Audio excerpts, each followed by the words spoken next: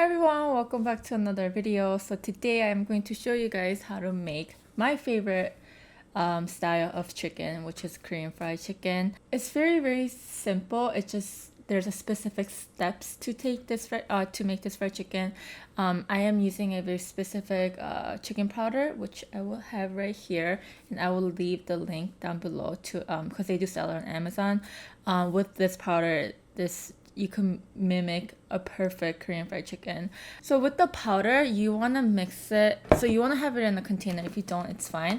But we're gonna shake it up. That's why I want to have a container with the lid. So this is just the powder, nothing added.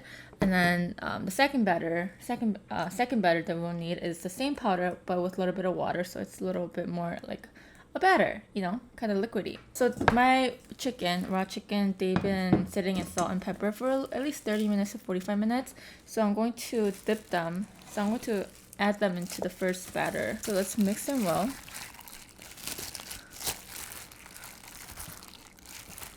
Like so, like this. Just kind of drip off, let it drip off the excess batter. And then we're gonna add them into the dry batter, and then I close this and then shake it, and then let's open it. So simple. And all you have to do is just add them into the oil. There we go. And then just kind of repeat the process quickly. Use more. Need to add the rest of the chicken. Not a lot. I know that the Thanksgiving is coming up, and Thanksgiving you eat turkey, but if you're from a Korean family like me, like the Korean household, we don't really eat turkey as much. I mean, we did for a couple of years, but then we realized that like we like having it, but we don't really eat it, so it felt like a little waste, so we stopped eating turkey. Instead, we make some kind of chicken dish, and this year I told my mom like I want fried chicken, and she's like I don't want to make it, and so I'm like okay, then I'll just make it home and then bring it to you. So that was our little dealio.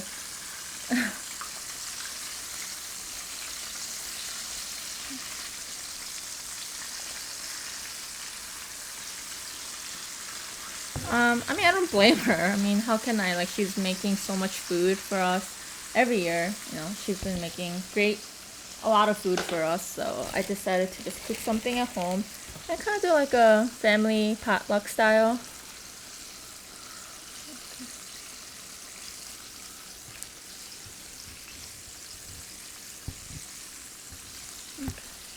Since I'm not making that much, I think I could finish it really fast.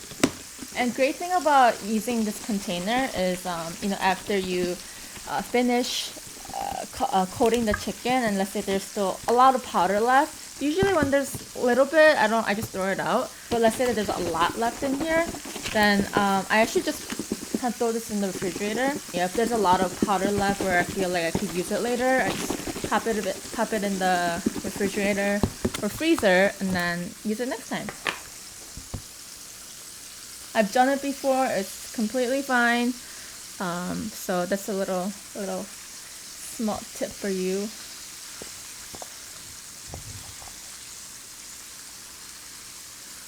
I've been just craving fried chicken, and there are a couple Korean fried chicken places, but either they're too far or they can be really expensive. I mean, it's fried chicken. Why is it so expensive? Like, they charge so much. So in Chicagoland area, we have Gyeocheon. That's a Korean, like a new Korean fried chicken style. The batter is a little bit more, like it has like more smoother texture, like outer texture. But today I'm making the traditional way, where it kind of has a wavy batter once you finish cooking them. I prefer both. I like both. I think it just depends on what I crave.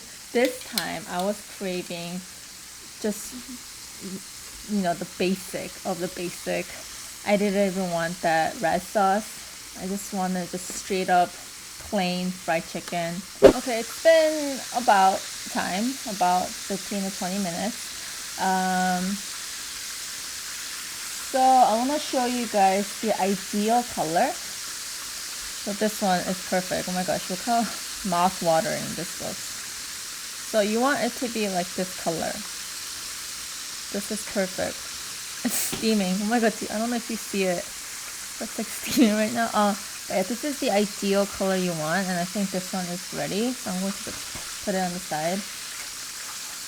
So yeah, this one is good. I can't see because of the light. And these are all ready to go. Just gonna shake off the excess oil.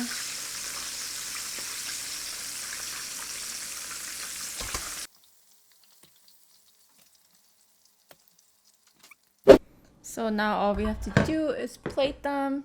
I'll use this my regular plate here, and this might be not familiar with some of you guys, but I really like to dip my fried chicken into salt and pepper. It's not just me, it's just kind of the Korean way to do it. But I just plate them. I want like a small one. This one, I've been eyeing that one. And then this one, maybe one more. Okay. Another thing that you guys may know, may not know about me is that I really like to have my fried chicken with rice. And I have brown rice here. So that is it. We are going to dig in. I am just going to... Okay. I think this one was the first one that I took out. I'm gonna try ASMR.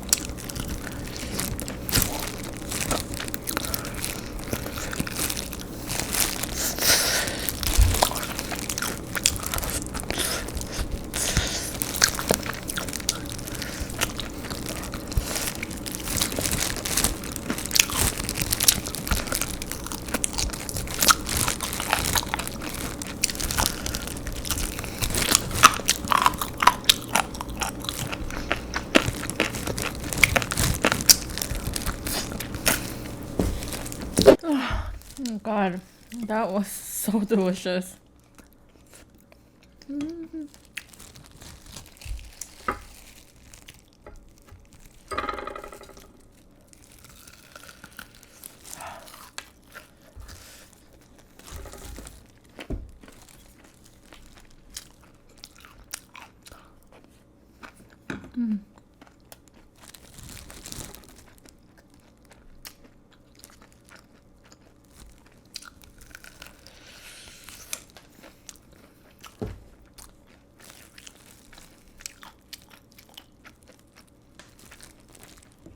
Okay, so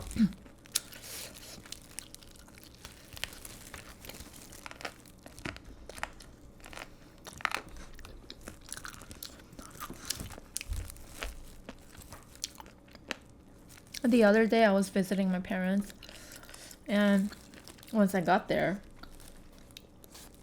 I see like a couple houses down on the other side of the house, this lady, like she seemed younger.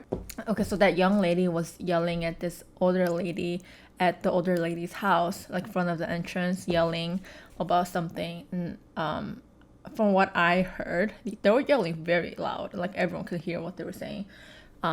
I think she was yelling about the dog that older lady had, which was outside and was barking a lot. And I think she was kind of saying like, it wouldn't shut up, like it's constantly barking, you know, like it never shuts up and blah blah blah. And one thing I heard very clear was, you're an old miserable lady. And when I heard that, just like wow, that was just uncalled for. I mean, yeah, I don't know their history, like what kind of conversation they had before, like how long was this dog barking or whatnot. It's just like, I feel like there could have been a better way, you know. That cannot be the only thing that she could have said at the moment, you know. It's just like kind of shocking. But then, you know, we were just like, kind of talking about like, you know, like who knows, like maybe like that dog was barking like every single day, all day, and you know the neighbors are really fed up with it. But then I mean, like we don't know the whole story obviously, but it was just kind of like crazy that that lady was just, you know, like she had no filter whatsoever.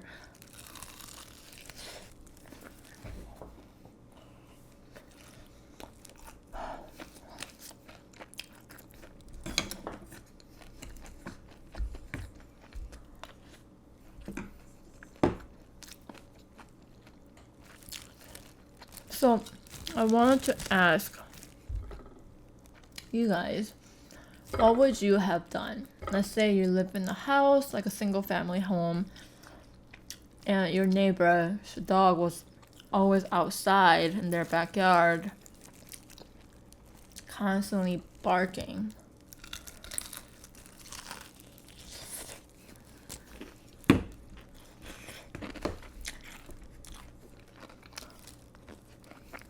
Like, how would you guys have approached it? You know? Because even though I have a dog, and I understand both sides.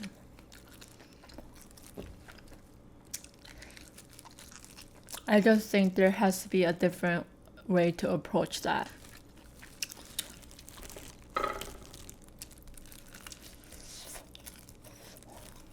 Maybe that older lady has said something that we couldn't hear. That could have been out of her line too. No? So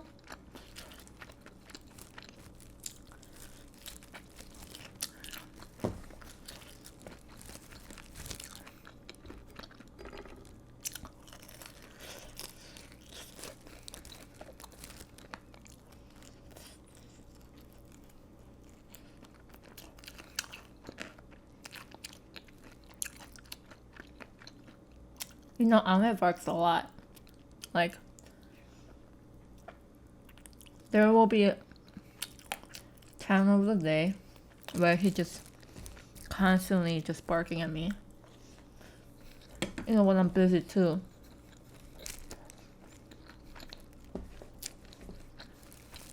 And sometimes I usually know why he's barking, that, you know, like I usually know what he wants, but there are times where I'm like, I don't understand. Like I literally did everything possible to make your life happier, but yet he's here yelling in my face.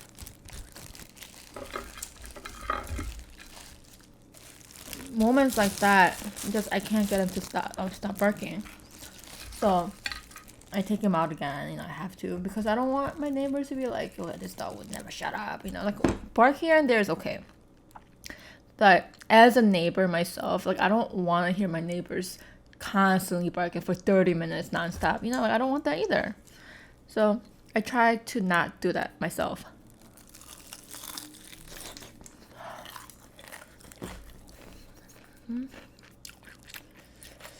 So good.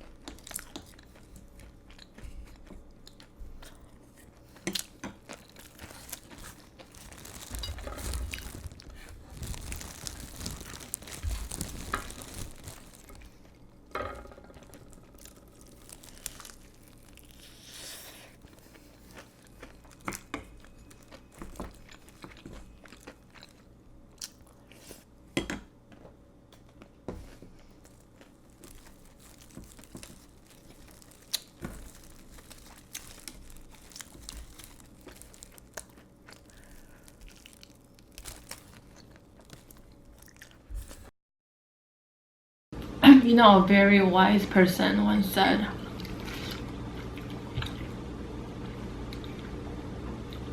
you know, having a dog, coexisting with the dog, or I guess any other animal, it needs to be revolved around people who are scared of them. No, until I heard that, I was completely opposite. Like, I didn't understand why people were scared of dogs, or like why they didn't like them, because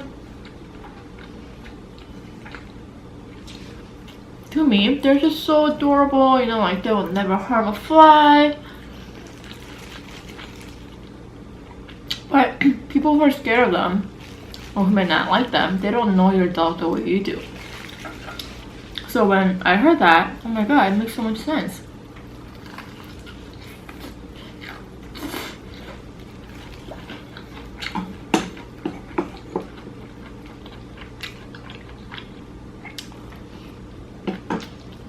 And I think, really, in order to coexist,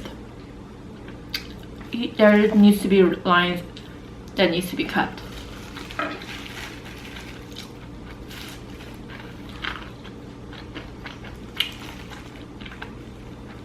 I think the place that I'm living right now, very dog friendly, but anywhere you go, like apartment, even like a single home neighborhood, there will be some people that doesn't like dogs or who are scared of them. The old me would have been offended by it. I don't understand why he's scared of my dog. Like, he's so friendly. Look at him, you know.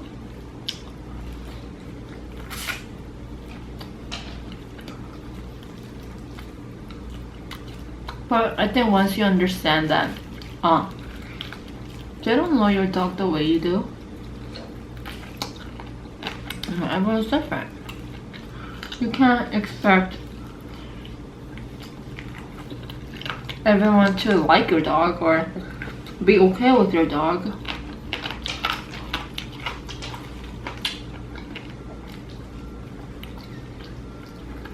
I think he knows that I'm talking about him.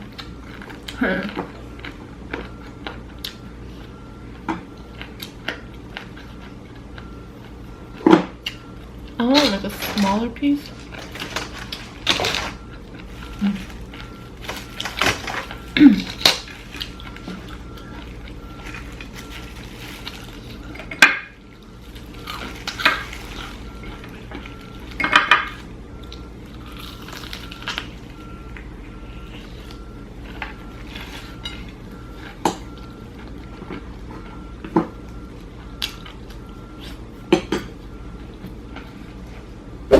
So full. This is my fourth one. Around the fourth fried chicken, you'll realize that you need the coleslaw or that pickle radish.